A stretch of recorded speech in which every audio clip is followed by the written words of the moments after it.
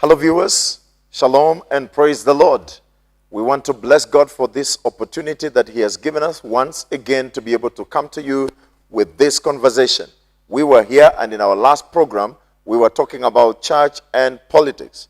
We went into looking at a number of things that we feel are of concern for the church and for the body of Christ to understand when it comes to matters politics. This subject is avoided oftentimes because people are afraid to talk about it, lest we miss out on what the goodies that the politicians are giving out to people, because we are getting to a place where people are getting knowledgeable and more understanding is given, and so the church is getting equipped in this regard.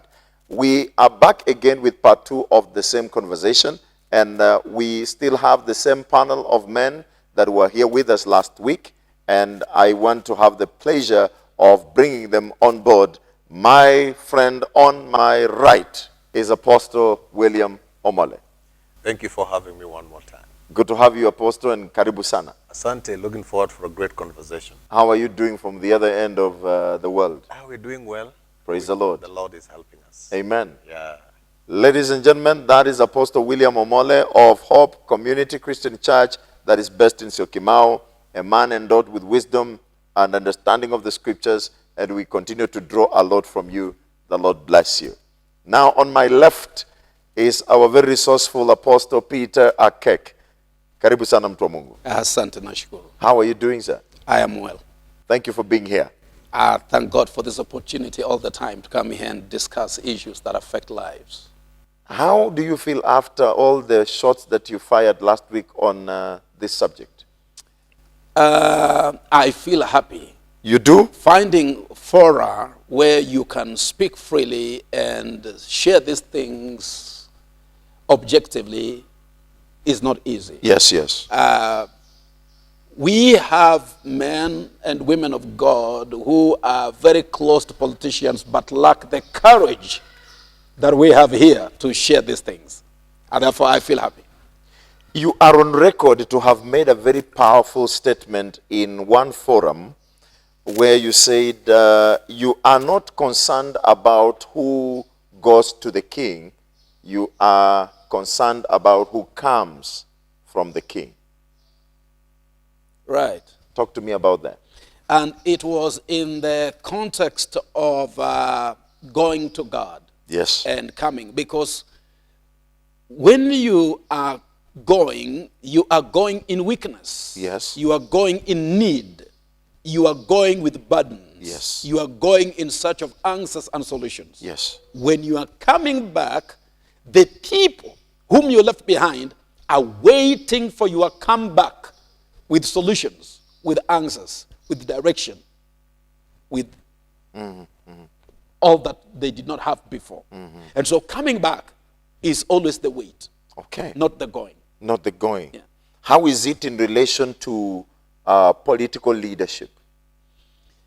When a leader of my stature, for example, has access to the king of this country, for example, All right. and I get opportunities to speak to the head of state, for example. Now, going to him, I have access. I have his direct line. I can call. I'm not saying I do, but in this context Yes. of going to the king and That's coming right. from the king, That's right. how is it related and what do you think of that? Now, in the context of men, where the king we are going to is a person, let's say the president or somebody in high political office. Yes. And I'm on record again Yes. for having said that my heart's greatest desire is not to meet the president, Yes. but to meet the person the president listens to. Yes.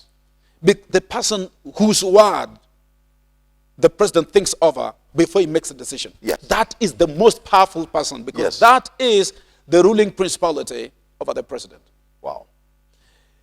The president listens to somebody. Yes. Now, when God gives you the opportunity to go to him, to call him, to advise on certain matters, when you become the person that he consults, when he's dealing with a crisis, when he's dealing with a vacuum, when he's dealing with a need, when he's dealing with a situation like now what we are dealing with today, and you are a church minister that the president consults, you are playing a very critical role in the consequences that come upon the entire land. Because your word is valuable to the man who has got the power to execute. Going to him should be with the need of the people, Okay. not your own. One of the things that make leadership less attractive is that when you are a leader, you forget about yourself. You now carry the people. You carry a lot of weight. The high priest in the Old Testament was given a lot of adornment. Yes. And on top was 12 stones on his breastplate. 6 on this side and 6 on this side, each representing a tribe in Israel. Every time he appeared before God on the Day of Atonement, he presented 12 tribes and none of them represented him. Once somebody gets the opportunity to have the ear of the president, to talk to him, to access him anytime, to give him a phone call, that person, in our sense, carries the consequences of what happens to the nation. Yes, sir. He should go to speak for the people, not for himself. He should be honest to speak the mind of God. He should be honest to speak the mind of God. It should not be seen as an opportunity to be a yes man to the political leader, human king, so that he can get certain favors from that king. That should not be the case. It should be, this is the situation on the ground. This is what's happening with the people. And this is the mind of God concerning the people. And this is why God allows people to rise to leadership. That when you rise to leadership, these are the things you are supposed to do to the people, and God will establish your throne. That if you don't do these things, your throne shall not be established. Apostle, what you're saying is very powerful, because we, from our context, we are very much aware of men, and more specifically, men of God who have had access to the leading people, to the heads of state in this country. Yeah. Men of God who sit with them and pray together with them. Yes. But the problem is what they tell the king. They front their personal interests over the interest of the nation. And so I also think that such people need advisors around them Yes. to help them. To help. I can imagine how overwhelming it is Okay. that you've got such kind of privileged access to the president. Yes. For example. Yes. You can sit with him over tea and take tea. Yes. How many people meet the president? My friend, if you try today to book an appointment with the president, it may take you 3 years Yes. for your day to come. Yeah, sure. You'll be meeting him when he's already out of office. And we are going into an election in Yes. Now, when 7 a or 8 man months. of God, when a minister of the gospel has access to the president, he should treat that with a lot of fear. He should treat that with a lot of trembling, because that is an opportunity to represent the people that this man leads. He may not have close touch with the people he leads because of the nature of his office and the demands that come with that office. But the people who go to him should give him a true reflection of what's happening. And above all, tell him what is the mind of God. How I pray that these people would go there and forget about themselves and tell the president what is the mind of God. And tell the president that the things that he needs to do to have peace with God, and the things that if he does, he will not have peace with God. And tell him that these things, if you do, the people will be endeared to you because you've built them. And if you don't do these things, the people will be oppressed and they will reject your leadership. Be honest with him. Not go to him for the sake of things. I know it requires courage, and I know it requires precedence, because you don't talk to people in authority the way you want. But the truth must never be lost in the process of protocol. The truth still stands that God has allowed you to be in this position because he wants you to lead his people. When he gives you that position, it goes with the following things. You do this, it shall be well. You don't do this, because you're now God's prophet going to speak to the king. And you must speak, thus says the Lord. So I want you to highlight some of the qualities that such a man needs to have, because I think it's a very tricky situation to find yourself in. And like you said, you must be trembling. Yes. Because many times we get people who have access to these political leaders. They meet them weekly. They pray for them. But they do not get opportunity. They have opportunity, but they don't have the guts or the courage to speak the mind of God. Last week, I was in my village. Yes, sir. And before I came back, I was with one of the pastors who has access to the governor every week. Look at that. And we had some conversation over tea before I released him. And then I started my journey back. These people need courage. Yes. Courage. Courage is critical because courage enables you to speak fearlessly. Okay. You will speak the truth regardless of the consequences that may come with it. Courage. Number 2, wisdom. Okay. Truth is truth, but when truth is not packaged in a certain way, it will not be received even when it is the truth. Yes, yes, yes. Yeah. Wisdom is key. Somebody can be wrong, but when you address the wrong person a certain way, he will look at the way you packaged the message rather than the content of the message and reject the content altogether. So wisdom is key. Courage is critical. Wisdom is the principal thing. Another thing that is needed is called honesty. Be honest. Yeah. Do not lie to him. Yes. Be honest to him. Yeah. Be honest to him. That's very important. Another thing is he needs to know what the people are really going through. Because once God gives that opportunity, you are supposed to use it not for yourself, but for the people. So you need to be the in people's touch. representative. Be the people. The president is the president of the people, of the republic. Be sensitive to what the people are going through and articulate it well before them.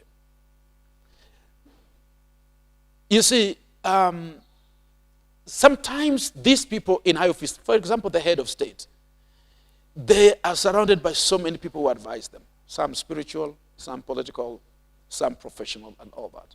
And so you may just be one of them. And sometimes you may advise them, and then they take your advice and submit it to the professionals, and submit it to the others. They say, this is the advice I'm receiving. What do you think? And then they look at it from another angle. So you need favor. Yes, yes. You need Wow. favor. Wow. Yeah, because you're not the only person speaking. You can tell him this and this and this, but then he has got also his own people on the ground. Wow. He will want to. And if his own people are not representing the correct picture of what's happening, then what you say will be dismissed.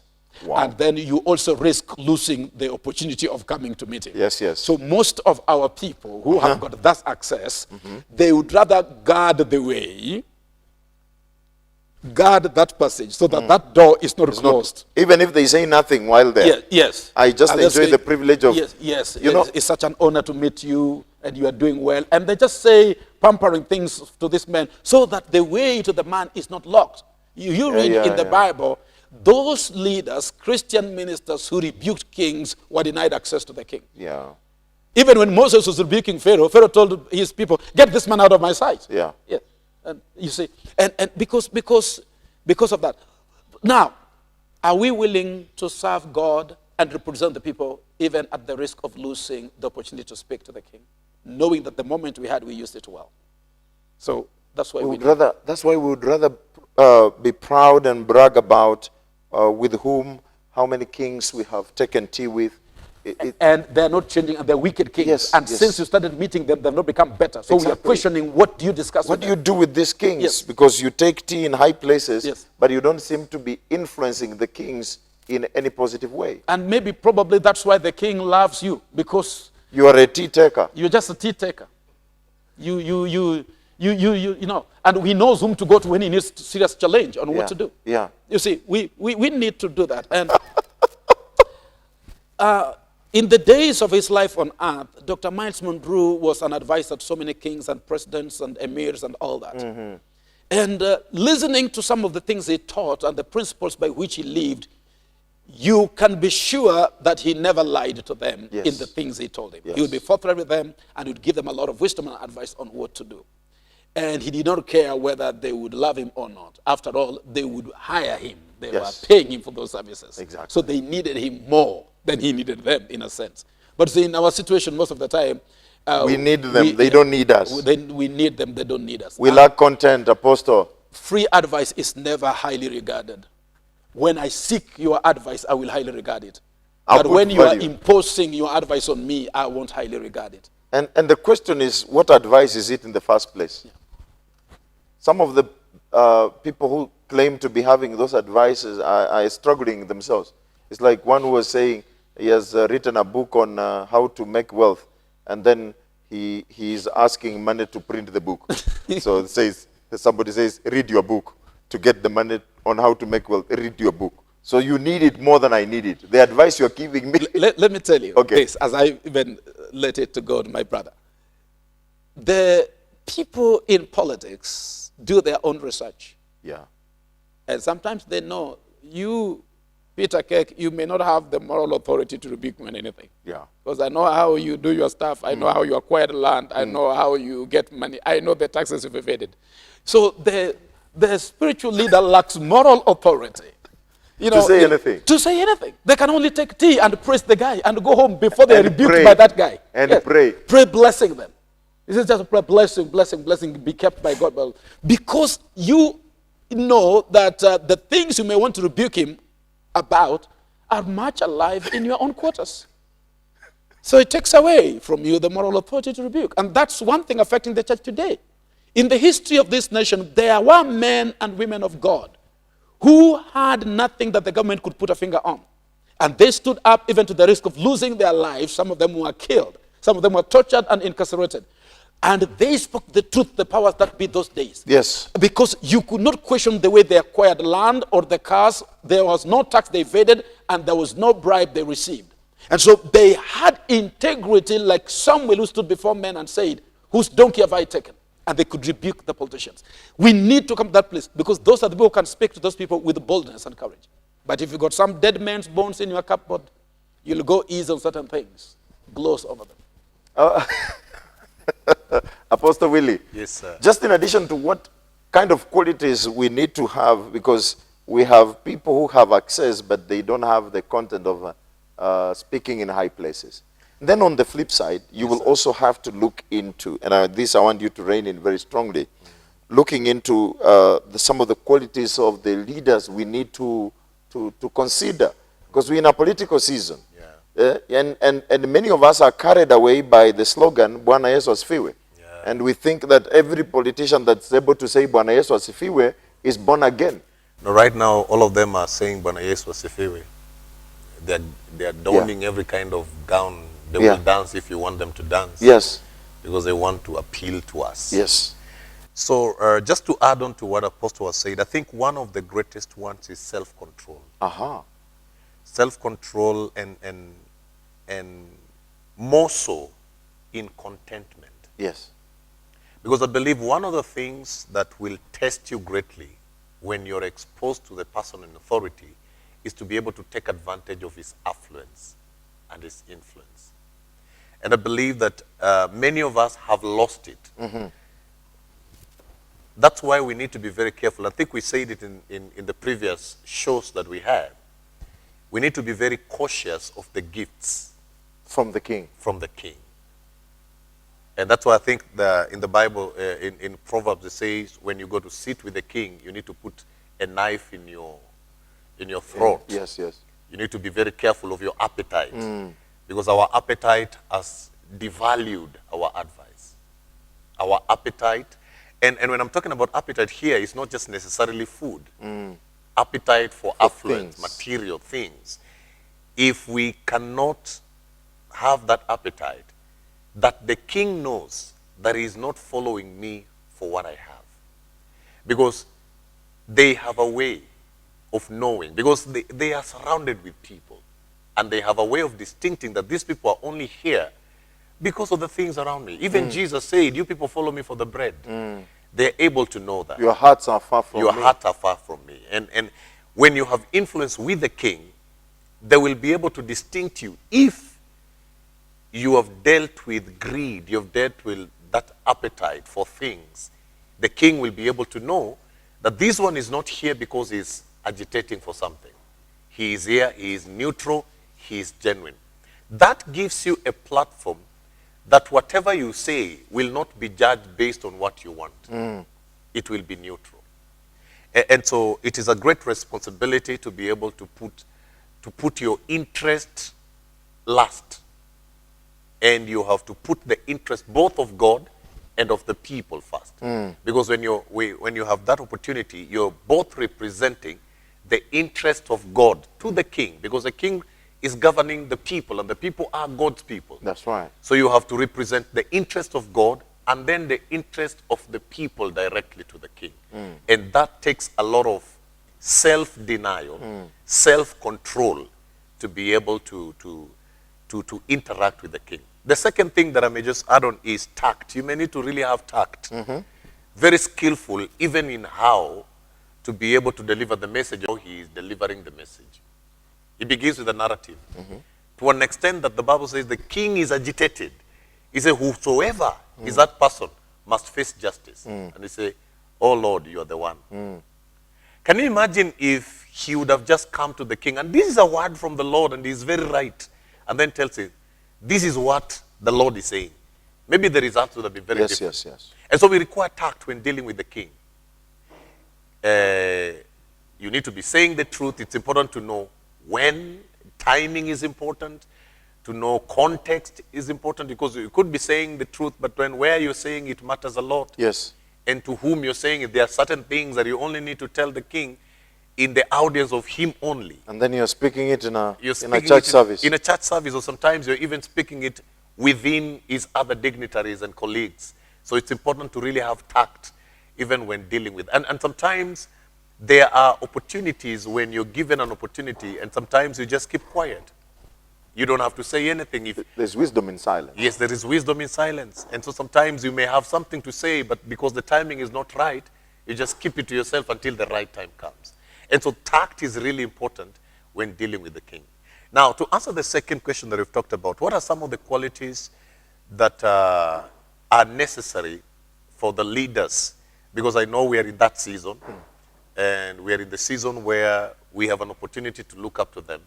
I think character to me plays a major role. Character to me plays a major role. And in looking upon character, integrity. Integrity. Is that person one with his word? Because one of the gifts that politicians have generally is persuasive power. They can convince you to believe in anything. But then the question that then we must ask ourselves, is life in tandem with his words? It's very unfortunate, and I know there are many conversations that are going on right now. And some of them are bordering social welfare. We are saying we have the bottom-up thing, we have the trickling down, and all those kind of conversation. The question that we need to be asking ourselves is, what are their track records? Have they been living the policies that they are advocating for right now? Is their lifestyle a reflection of what they're talking about? You are easy to know someone because you see, your past is, I can predict your future just by looking consistently at your past. And so integrity becomes a key role. Many of us have been disappointed because someone comes and tells us very nice words. But then after that, do they have the capacity to follow through with what They say have? Is it something that they are living for? Is it something that can be followed through their lives? And it's important for us to be able to think this way, that if someone's lifestyle has been in a particular pattern, and now they're propagating something very different, chances are, I know change happens, but it happens in very minimum situations. The person's lifestyle is a great indicator of who they are. Your word is a great reflection on of whom you are. And so one of the things that I must really say is that we must really consider character, and particularly on integrity. Are they one with their word? And especially when talking about political leaders, because political leaders are given to words. They have persuasion power. And so in making us buy whatever they are saying, and they have made it an art to learn to know what we want to hear. And so they will come and tell us everything that we want to hear. That's why they will come to church, and they know church people understand church language. They will come with Bible. They will even read scripture and begin to interpret the things that they are saying based on scripture. And it is very easy to say, oh, because he's reading Bible is one of us. No, let's look at someone's lifestyle. Sometimes reading the Bible to sound like one of us is also a political strategy. It is actually it is a political strategy. That's Yeah. why you see them wearing those gowns today. You see them clapping when they go to the whatever sect, they go to a Corino, you'll find them with those gowns. And they don't believe in that. It is a strategy so that you may appear to be like you're one of them. And that is why integrity then becomes key. Because integrity is who you are When no one is when watching. no one is watching. And we are able to see that because your life has been in the public limelight. We are able to see your integrity by your past records. So let's not expect miracles to happen. Yes. If these people have not been standing for those values, that now they come and say, I will finish corruption. Yet we have never seen them anywhere agitating for corruption in any platform. Then it is just words. So in my view, integrity is really, really key. Of course, the second thing is competence. The ability to articulate that which we are saying we will be able to do. Because I believe that one of the greatest challenges that we have is that we have incompetent people in places of office. People who don't even have understanding of governance, of policy, how the laws will affect the people. Sometimes we elect people who have no touch with what the office they're coming into. We are electing someone into the office of a governor, for example, to come and manage resources within that specific county. Yet this person has no competence in that area at all. He has no training, he has no capacity. We have not seen him anywhere do that which he's purporting to come to be able to do. So he will be now practicing with the office. And what a disaster that becomes. And so it's really important that we look at their people's track record. And it's very unfortunate that in Kenya we don't look for competence.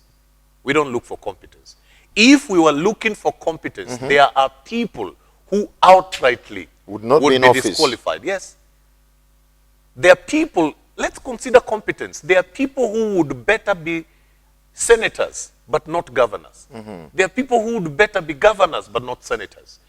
But based on their competence, for example, you're electing a lawyer to come and manage resources. It's not his area of competence. And that is where sometimes we have challenges. We're electing people just because they have influence, they are philanthropists. Now we're electing them to come and represent the people. They have no idea of laws. They have no ideas of laws formulation. They have no idea of agitation and all those things that needs to be done. They're just philanthropists. And so competence then becomes key because we are talking about public management of resources. And that's the essence of politics, because in politics you expect that it has a lot to do with the management of public resources. Yes. Knowing who takes what. Yeah. And what goes where. Yeah. And you need a certain level of management to be able to do that. Yeah. But unfortunate for us, we parade noisemakers into places of management. And unfortunately, and sometimes we have all kind of persuasions, including tribal. Yes. We think because he's from my tribe, then I will benefit more from him being in that office. Yes. But you see, his incompetence will influence every person around him. Every person will begin now to suffer because the person does not even understand in the first place what his office entails. We have had situations here in Kenya where money is being taken back to the treasury because it was not able to be disseminated within the counties. And so we need people with certain level of competence. And that to that extent, then I would agree with the proposals of these laws. There are certain level of leadership that require certain level of education. And qualification. And qualification. Absolutely. There are certain level, because that training alone in itself, we may not completely rely on it because we believe there is natural leadership. Yes. But even that natural leadership needs to be polished in a certain way so that it's able to perform in certain quarters. We cannot, like right now, I think there has been agitation of bringing back politicians into ministry portfolios. For example, you give someone a portfolio that deals with diplomacy. They don't have no clue of public diplomacy, relations. Public relations and stuff like that. And they struggle a lot. Yeah. They go to places and misrepresent. And eventually, whatever they do that, they're doing it on behalf of Kenya, of the country. on behalf of the people of the country. And people wonder, were there no other people to be considered for this? Yet, we have great qualified people who would be able to fill up those positions, but the indicators that we're looking for in leadership are not the ones that would be. And so, competence ought to be one of the qualities that we are looking for. So you've talked about character, Yes. integrity, and competence. Yes. I'm coming back. Apostle, in addition to some of the qualities we need to look for such political leaders, I also want you to rein in on something else. What advice would you give to this pastor who feels like, yes, he's anointed, called to do ministry, but he feels there is a leadership gap in the community? He wants to become a member of the county assembly, or a governor, or a member of parliament. I'll tell him that it's more than a feeling. Yes. There is a commission. Yes. I've said this before when I'm speaking, that David had the passion and the burden to build God a house, and he had the resources, Yeah. but he didn't have the It commission. didn't. Yeah. He wasn't the chosen one. Yes. So he must check on that as well. Yes. Is he The one commissioned. the man commissioned to do that? Wow. He may have the burden, That's and important. he may have the resources. Yes. He may be so much disturbed by the way his people are not well represented and feel like something is to be done about it. That feeling may mean not necessarily that he's the one to be, but to support someone. Now, it is on this basis that we have developed this assumption that Kenya is 80% Christian, so we confront one of us from the church to be the president. We've had situations where we even had a bishop vying for the presidency, but he didn't even get 20% of the votes. And he told the masses that God told him. Now, that is And something. he told the masses that God told him this is his time. Yes. And he told the masses that God told him that even though you started late, like Elijah, my hand is upon you, you shall overtake. And they didn't get 20%. He did not. What happened with God on this? You know, during politics time, God seems to be speaking so many things. And so I will leave that to them. However, having said that, this brother, he may be really being chosen by God to do this. Yes. I think that when somebody wants to run for political office, he should not be bargaining depending on the Christian masses. Aha. Don't. Yeah, because we are Because not we are not voting in a church- pastor. Yes. We are not voting in a reverend or a bishop. For- we are for- voting for- in a politician. Yes. Not coming to preach. No, we are not calling politics. to preach. We are not calling you to read the scriptures. No. Because some of the things that crooked men in the church have used to hoodwink the masses and rip them off of their hard-earned money is the name of I'm a bishop. So they begin a circle. I'm a bishop. He reads verses to them all the time. By the time he disappears, he's disappeared with all their money. When somebody's being voted into political office, is not necessarily because he's a Christian. No. No, you don't have to be going to church to become a good political leader. And that's important. That's important. Because I tend to think that God can use anyone Yes. to fulfill his purpose. Yes. And scripture has a lot of evidences of such leadership. And while God will give first priority to the church, Yes. he is not limited To the church. Correct. The reason he'll give first priority to the church is they understand his language. So Yes. it's going to be easy for him to deal with them. Correct. He can rebuke them and they can take a rebuke. Yes. They can sense, no, God is trying to warn me what I said was wrong, and he can, change. It's easy for him to interact with God. Yes. But when he does not find any within the church, he will get a donkey. And it will serve the purpose. And the donkey will serve the purpose. He will get a heathen and say, my anointed servant, Cyrus, whom I've anointed and chosen. And Yes. choose a heathen king to help his people get where he wants them to get. Wow. And so we must wake up from that. Yes. The Christian masses in this country think if somebody goes to church all the time and somebody is a Christian, then he should naturally make a good political leader. It's God's choice. Far be it from truth. That's true. Politics is a science and is an art. And you can know all the scriptures, but if you are not gifted in politics, you will flop and let your people down. That's in fact, you'd resign and go back to church and become a good pastor. You'll realize that becoming a politician of a people who are not born again, as well as born again, of different faiths and religions, persuasions, and beliefs, is much hard, more hard than pastoring a people who believe in your God. Wow. And so many Christians have failed in that because they think the fact that I'm a Christian, number one, the Christian vote is automatically mine. And number two, it will be easy for me because God is on my side. That I'll is a campaign lie. in That's a church. bubble that must burst Our because campaign in churches.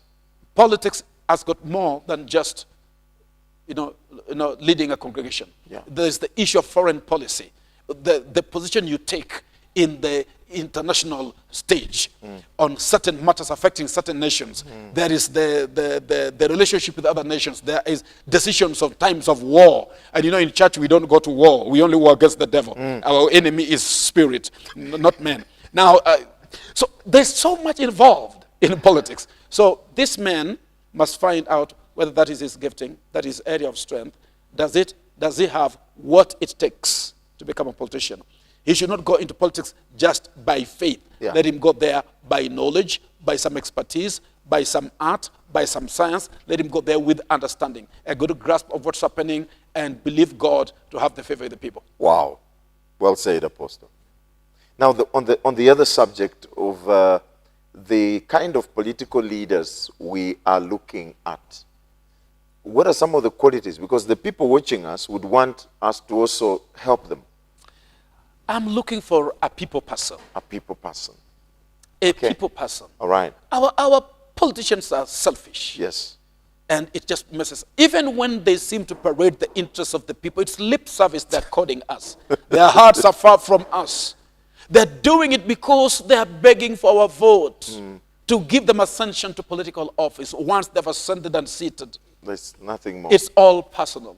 I'm looking for a people person, a person who will be a high priest, a person who will appear before God on behalf of the people, a person who will stand before the UN on behalf of the people, a person who will speak to parliament on behalf of the people, a person who will speak to treasury on behalf of the people, on behalf of the people.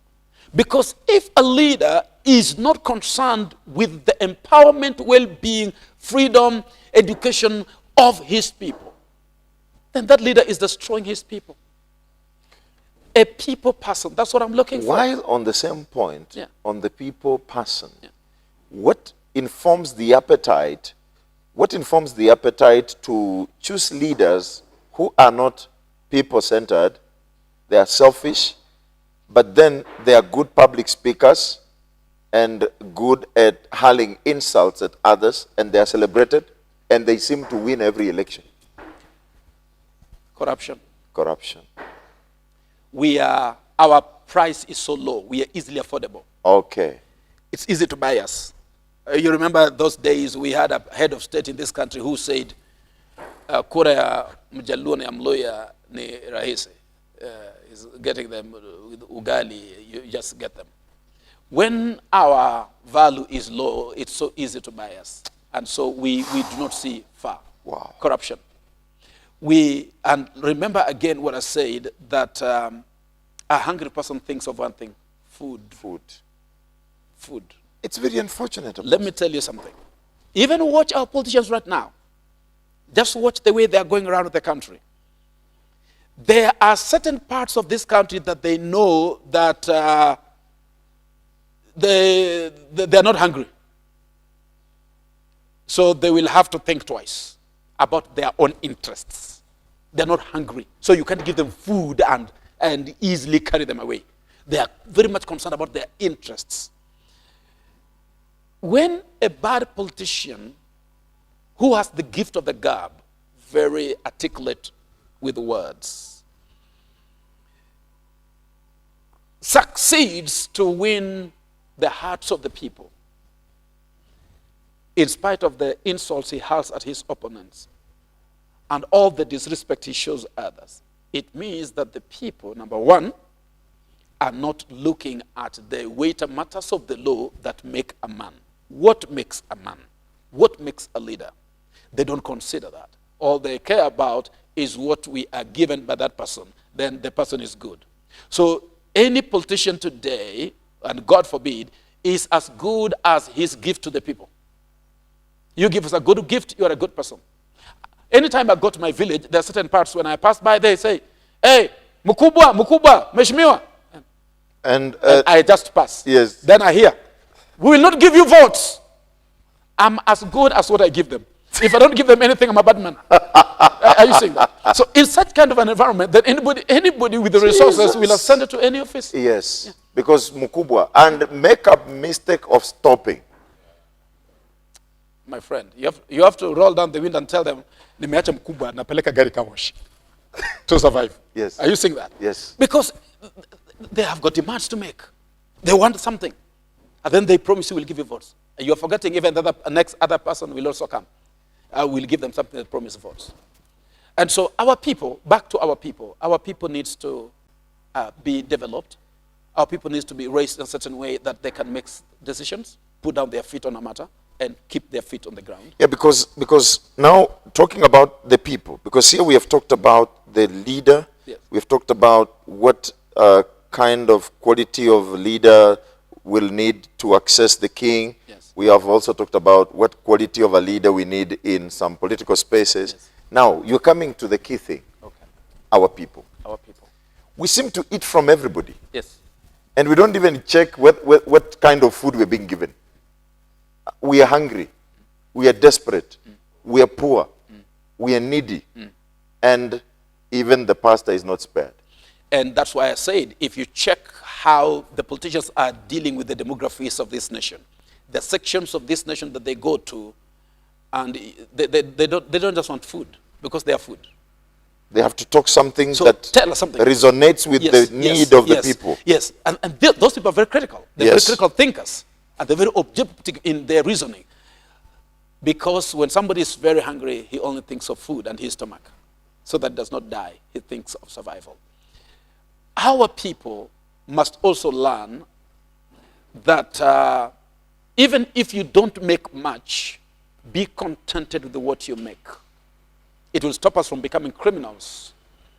It will stop us from becoming greedy. It will stop us from running after politicians whom we know we will not even give our vote, but because of the money they are giving us, we run after them. And I'm not after any politician. All of them are trying to buy votes, all of them. And the person who seems to be giving more seems to be getting more people. But then by the end of the day, it is on election day that you'll see how votes have been cast and how people have responded to who, for what reasons. But our people need to learn contentment as well. Our people need to learn that the leader comes from among us. So if we want a leader of integrity, then we must be men of integrity. If we want a leader who has godliness, then we must practice godliness. The leader is a product of his neighborhood. Neighborhoods make men.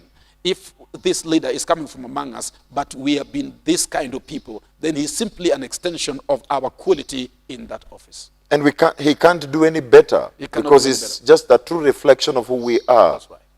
That's right. So we must stop blaming the leader We must stop blaming the leader and blame ourselves, because we are the ones who put them in office. isn't it? Yeah, we're the ones who elect them. Nobody imposes a leader on us, at least in the context of democracy. But Apostle, is it true that we don't have leaders that can do better? We do. We have great leaders. Leaders abound in this nation, men and women of great character, integrity. Men and women who understand the job and understand politics and governance and legislation. Competence. And competent. They are we competent. have these men who are competent. Yes, sir. The problem is, once you carry those things, you will not corrupt people. You will not give them bribes. And then the people will not give you votes. I am just, and it is So- it's with a lot of respect, Yes. thought about the likes of Dr. PLO Lumumba, Yeah, talk about him. a man articulate, competent, knowledgeable, Fearless. fearless, and then he goes ahead to vie for a political office, and it flops. Yes. You see? Because, like I said a few seconds ago, once you have these characters, you will not give people bribes. Then, the You're- moment you don't give them bribes, You're selfish. you're selfish. You're a bad man. If they can't eat from you while you are out, what will you give them when you are in? So we support a thief who will steal and eat with us, rather than a faithful man or woman who doesn't steal and doesn't eat with us, but makes life easier and comfortable for us to operate. I've never met PLO. I've never talked with him, whether by phone or face to face. But he's a man that I listen to and watch a few things he's done in his track record. He's a cool type of man we need in our politics. I thought so too. But I think he's scared of our Kenyan politics. I thought so too. Because the terrain will swallow him up. Because our people have built the culture that you bribe us, that you support the wrong things we do, that even when we are wrong, you don't deal with it. So people grab land and they put market there. And Mama Mboga come there, and the one who does kinyozi come there, and these people come there on grab land. Yes. Now, as a politician, you cannot take back that land and give it to the rightful owner. You do that, these people will not give you votes. Yeah, they'll fight you. Yes. So they cut trees, they destroy forests, and they destroy our water sources and water towers. Now, you tell them, get out of the forests. They don't give you votes. You are a bad man. So these qualities we're talking about, once you embody them, you cannot fit into corruption and look the other way when wrong things are happening. Oh, God. Then it will set you on a collision course with the masses. Then they don't give you votes. So you find that great leaders in this nation are hidden. They have sat back. Because we do not have a politics that goes around issues. We don't have a politics that looks at the character of people. We don't have a politics that looks at the competence of people. We don't have a politics that looks at the qualification of a person. Inasmuch as it is entrenched in our 2010 Constitution, an entire chapter on integrity, we do not care. All we care about is, what is it in it for us? What are you going to give us? So that's what, people don't talk issues. Mheshimiwa, unatuacha tu hivyo. All our politicians are doing right now, even on their campaign trails, is what they are promising people, not what they're expecting from the people. They are not telling the people, you steal, we will arrest you and put you behind bars. They can't talk like that. They can't tell people, you masses, when I become president and you grab land, we will get that land back from you. No, no, no, no, no, no. We will give you. We will do for you. We will give you. We will do for you. We will give you. Now, in that kind of environment, it means these are the qualities that we enumerated have sublimed. Yes. They've sublimated. They're no longer there. They're not. They're not. So, what kind of leader do people want? The people want a leader who is bad, provided he gives them things. People want, and they don't care whether you are good. They don't care whether you have character. They don't care whether you are competent. They don't care whether you are. In my village. Oh God. In my village, the former MP, not the current, in my village, the former MP was a very good man. He did stuff for people. He transformed every locality. But in his campaigns, he would give people 50 shillings. Another one came, challenging him for the second term, and was giving people 100. He's done nothing. This man has done so many things, transformed the land, but he gives people 50 bob in his meeting. Another one comes, he's done completely nothing. He's new, but he gives people 100. Everybody voted for this man, and that man only did one term. Now, that is the wicked culture of corruption, greed, that we must deal with. If people are not going to change that, my friend, we'll keep suffering. Apostle, I want you to speak to the people, because the audience that is following this program is full of electorates. Yeah. And we have made enough mistakes, in my view. I think we need to hear a message more directly from you on how to operate in this season, because we can't continue complaining and blaming people that we have ourselves elected out of our lack of values and principles. We fall for nothing, and we buy very cheap. We sell very cheap for that. I would like to make it clear that to be a politician does not necessarily mean that you are now persuasive, that you know how to talk well, that you can convince people and give them promises. That is what the serpent did when he came to the Garden of Eden. He came with the promises. He could talk. He talked so well that he convinced the woman. In the battle of words, the serpent won. Inasmuch as the woman also had more words than what God gave. But in the battle of words, the serpent won that contest. The serpent was persuasive. The serpent was convincing. But the serpent was lying and deceiving and conniving and plotting on how to get man out of his God-given place and let them fall from glory. We are in a situation where we listen to politicians because of their articulation, their gift of the gab, their persuasiveness with the words, and the promises they give us, without checking at the weightier matters of the law. What is it that these people stand for? What is their quality of life and character? Are these people can be trusted the lives of men on a larger scale? What did they do when they had the opportunity in a smaller scale? For the scripture says it that is faithful what is least shall be made ruler over much. I want to beg you, I want to plead with you even during this time of electioneering, that you be a little sober and composed even as the politicians speak to you. That you see through the things they say and read between the lines. There is more a politician does not say than what a politician says. What is it in this person that attracts you beyond the words and the persuasiveness of their tongue? What is the ability in them? One of the things we must change, we as the electorate, is that we have to change the way by which we value and consider suitable and eligible politicians to run political office. Because the moment we do that, then good people will surface. At the moment, great men and women of quality and character are hiding. They've given up the issue of pursuing political office because they don't stand a chance considering the prevailing circumstances. Because the electorate is not looking for men of character who will protect resources, who will protect government revenue and make sure that every shilling collected through taxes is used well. We are dealing with an electorate who will support and give votes to somebody who is wooing them, who is talking nicely to them, regardless of his character. Now that has made good people go into hiding. Can we create an environment that will bring good people up? Can we let good people know that they can come, articulate our issues, speak well, have good character, and the ability to establish what they are saying? Men who have got not only the word to promise, but the political will to see it done. And when we level that ground for them, it is upon us, the electorate, to level that ground. To level the ground and let people know that they have their say if they have the qualities that they want and they have our vote. Once we do that, good men will spring up. Until we do that, it is the men with the big money, it is the men with the persuasive tongue, it is the men with the handouts who will carry our day and win our hearts. And then we end up getting wrong people in place. I pray that we may change the way we look at politicians and begin to look for some things that are more eternal, weightier, things that can last beyond the electioneering campaign period. And that is when we will allow people who are able to do good things to rise and know they stand a chance and that their dream is likable in our society. Apostle Willie. Yes, sir. Looking into the camera and just giving your parting shot to this audience.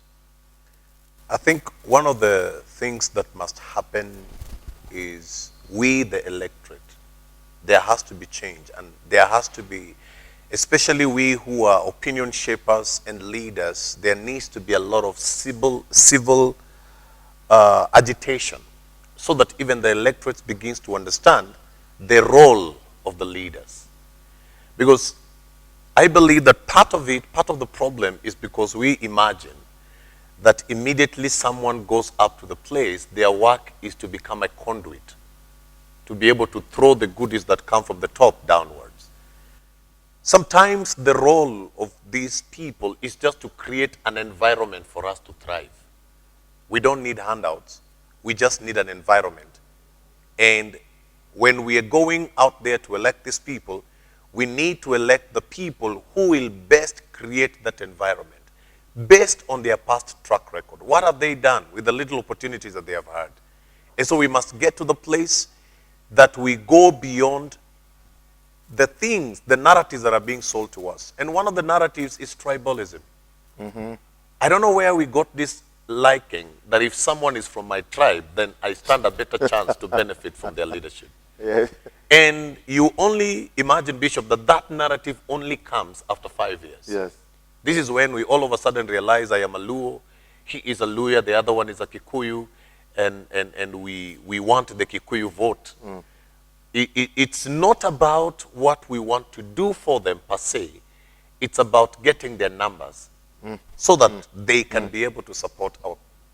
I think as Kenyans, we need to get to the place where, irregardless of someone's tribe, irregardless of where they're coming from, so long as they carry the qualities that we would deserve to bring us the kind of leadership that we want, then they deserve our leadership. And so we must agitate for that. We must agitate. We must understand that in a democratic setup, the most powerful person is the voter. Mm. That is the most powerful person. It's not the person that is coming with great cars and flashing money at us. The most powerful person in the kind of setup that we have is the voter. Let us use that power well, because we use it wrongly, and then after 5 years we are crying and complaining of what we did. We have an opportunity. This is an opportunity for evaluation. This is an opportunity for retrogression, for retrospect. We are checking back what has been done. And so even as we go to elect these people right now, let's have those conversations with them. I'm looking forward for town meetings where constituencies will call back their sitting MPs and bring all the aspirants and engage them. I was having a conversation with a friend of mine from Sweden. In Sweden, how they do their politics is that it is not the politician who come to tell the people what he wants to do for them. It is the people who call the politician, sit him down, write a memorandum, and ask him of what, when he goes to the office, whether it's parliament or senate, what he is supposed to do for them there. After the period given, like in our time, is 5 years. Yes. After 5 years, the same community call back the MP, read their memorandum against what he has done. If he has done well, they re-elect him. If he has not done well, they sack him and elect another one with the same kind of promise. I think those are the conversations that we need to begin having. I think this is where the church now plays a role, in my view. A church can create a platform where those politicians are not just coming to address the congregation, but they come for a town hall meeting where we as a men of God can moderate. Let them be asked questions. Let there be accountability. In the 5 years, what have you done with your CDF? How many laws have you passed for us? How many things have you done that are directly of the benefit of this nation? If we were having such kind of conversations, Bishop, there are certain people that are vying for president that would not even qualify. They would resign. They would resign. Yeah. Because they have failed. They have been in power. They have the power, as it were, up to today. Yet they are promising what they will do when they are given another power.